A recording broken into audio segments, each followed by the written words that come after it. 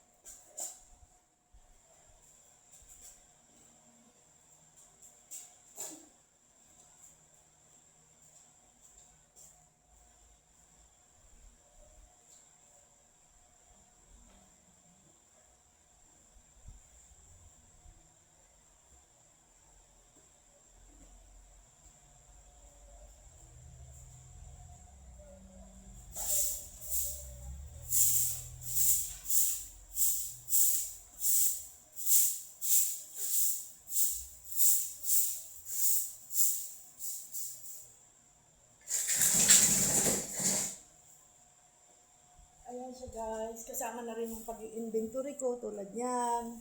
Ay kulang na naman ang aming orange na upuan ng isa. 20 siya dapat, 19 lang. At yung aming lamisa ay dapat 3, so 2 lang. Ito yung mga insidente na palagi kong inaagapan kasi walang privacy dito sa amin sa huwa. So, minsan wala ako. Hindi ko alam kung yung hiram. At hindi na ibabalik sa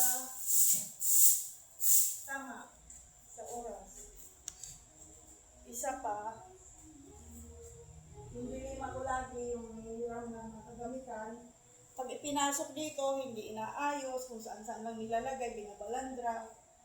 So, ayun, isang sakripisyo ng isang mamumuno sa isang huwa na talagang ikaw yung dapat magmalasakit. So, although marami kaming board of directors, but ikaw po talaga na namumuno ang may initiative dapat. Hindi ka dapat umasa sa iba. So, give na lang kung meron tutulong sa'yo. Salamat, din kung wala. Aagapan mo. Kasi pag ganyan naman na nag-announce ka na, so mamaya-maya dito na yan sila. Dadating na. So, ayun.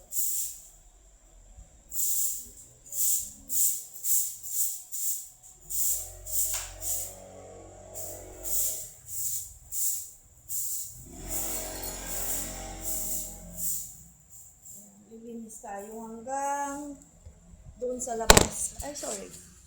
Lilinis tayo hanggang sa labas. Sa labas po yan ang aming opisina.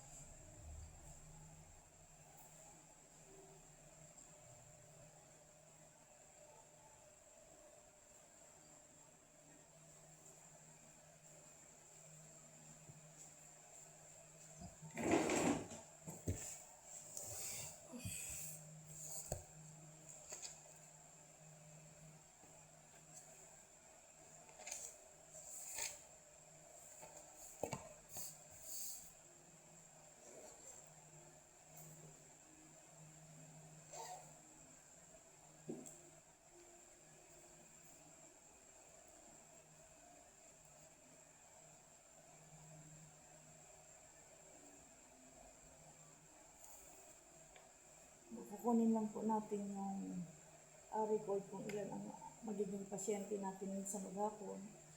So far hanggang 12 lang po pala. So, ako number 1 kasi malabo na rin yung mata ko. Nawala yung aking salamin nung December 16 sa hospital. So, sakay ikot ko sa hospital ng mga anak yung aking anak. Nalaglag po siya. So, tayong kauna-unahan. So, nagpapacheck na rin ako at may magugustuhan akong frame na salamin. So, mamimili na lang tayo. Nag-announce na ako na pwede na silang magpuntahan dito for first come first serve. February 2